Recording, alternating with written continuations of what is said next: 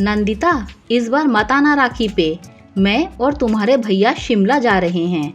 ये शब्द थे विनीत की पत्नी रिया के, जो उसने व्हाट्सएप पर एक साधारण मैसेज में भेजे थे। लेकिन इस मैसेज के पीछे छुपा था एक तीखा ताना, एक कटाक्ष और एक बहन के दिल पर लगा वो जख्म जो कभी भर नहीं पाया। नंदिता, जो हमेशा अपने भाई विनीत को राखी बांधने सबसे पहले पहुंचती थी, उस दिन घंटों स्क्रीन को देखती रही। उस छोटे से मैसेज ने जैसे उसका सीना चीर दिया हो।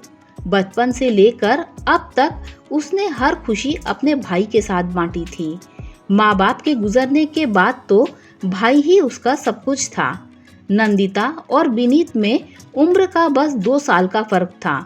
दोनों ने माँ की छांव में बड़ा होना सीखा, लेकिन किस्मत ने जल्द ही दोनों से वह छांव छीन ली। पिताजी पहले ही चले गए थे और माँ कैंसर से लड़ते लड़ते भी बच्चों की चिंता करती रही। जब माँ भी चली गई तब नंदिता 20 साल की थी और विनीत 18 साल का। नंदिता ने पढ़ाई छोड़ दी, छोटी छोटी ट्यूशन पकड़ ली। विनीत को इंजीनियर बनाने का सपना माँ की तरह उसकी पलकों पर सजा लिया। उसने अपने सारे सपने छोड़ दिए, लेकिन विनीत की आंखों में चमक देखती रही। जब विनीत इंजीनियर बना और शहर में नौकरी लगी तो सबसे पहले उसने कहा, दीदी, अब तुम्हारे सारे सपनों को मैं पूरा करूंगा। नंदिता मुस्कुरा दी। उसे पता था यह बच्चा अभी भी वैसा ही है जैसे स्कूल में गलती होने पर आकर माफी मांगता था। लेकिन जैसे ही विनीत की शादी हुई सब कुछ बदल गया। रिया एक बड़े घर की लड़की थी, शहरी सोच वाली। उसे नंदिता का बार बार घर आना पसंद नहीं था। उसने धीरे धीरे विनीत को समझाना शुरू किया कि बहन को अब अपनी दुनिया में रहना चाहिए। राखी हो या कोई भी त्योहार, अब हमारी दुनिया बस हमारे तक सीमित होनी चाहिए। शादी के पहले साल भी नंदिता राखी पर आई। रिया ने दिखावे के मिठास से उसका स्वागत किया, लेकिन जाते ही विनीत से कहा, इतना गिफ्ट क्यों दिया?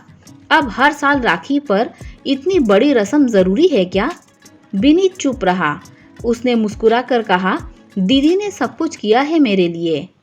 बस साल में 1-2 दिन ही तो मांगती है। लेकिन अगले साल से रिया ने धीरे धीरे दीवारें खींचनी शुरू कर दी और इस बार वो मैसेज था, इस बार मत आना राखी पर।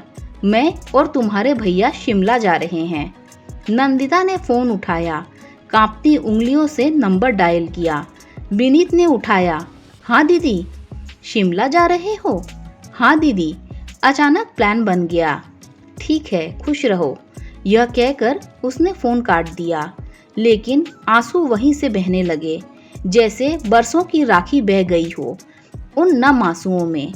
उस दिन नंदिता ने माँ की तस्वीर के आगे दीपक जलाया और कहा, माँ देखो, तुम्हारा बेटा अब बड़ा हो गया है, अब उसे बहन की जरूरत नहीं। इधर शिमला में विनीत की रात करवटों में बीती। उसे नंदिता की आवाज में कुछ टूटता महसूस हुआ था, लेकिन रिया ने प्यार से कहा, अब हम अपनी फैमिली के साथ हैं ना? हर बार उन पुरानों रिश्तों को ढूंढना जरूरी है क्या? वो खामोश रहा, पर चैन न आया।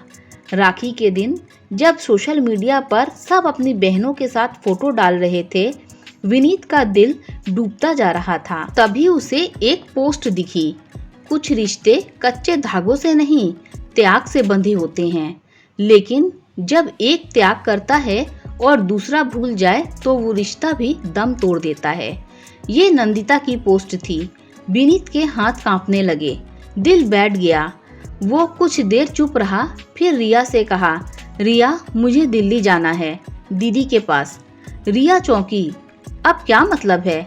अभी तो छुट्टियां शिमला प्लान की हैं। रिया, तुम्हें जो समझना है समझो, लेकिन मैंने कुछ बहुत बड़ा धोखा दिया है दीदी को। जिसे माँ की तरह पूजा, जिसके लिए उसने सब कुछ छोड़ा, उसे मैंने एक मैसेज में बाहर कर दिया। रिया ने नाराजगी से मुंह मोड़ लिया, लेकिन विनीत ने सामान उठाया और तुरंत स्टेशन के लिए निकल गया। दिल्ली पहुंचा तो नंदिता अपने छोटे से कमरे में बैठी थी। उसकी आंखें लाल थी, लेकिन जब दरवाजे की घंटी बजी और विनीत खड़ा था हाथ में राखी लिए तो वह फूट फूट कर रो पड़ी।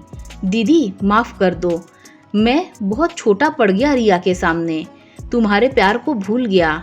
नहीं बेटा, तुम छोटे नहीं हो, दुनिया की चालाकी में फंस गए थे, लेकिन आज भी तू वही मेरा बिन्नू है जो स्कूल में डिब्बा भूल आता था और मुझसे लेने को कहता था।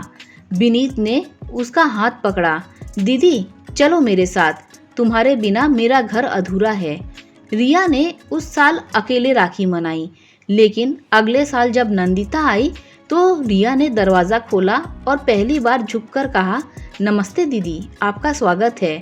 कभी कभी एक राखी सिर्फ धागा नहीं होती, वो एक इतिहास होती है, त्याग, प्रेम और रिश्तों की कसौटी होती है। अगर बहन हो तो नंदिता जैसी और भाई हो तो विनीत जैसा, जो भटक कर भी वापस लौटे। कहानी से सीख, परिवार के रिश्ते वक्त और दूरी से नहीं बल्कि दिल से निभाए जाते हैं। राखी का धागा अगर टूट भी जाए तो दिलों का रिश्ता उसे फिर से बांध सकता है। दोस्तों, अगर कहानी अच्छी लगी हो तो लाइक शेयर सब्सक्राइब कीजिए। Thanks for watching this video.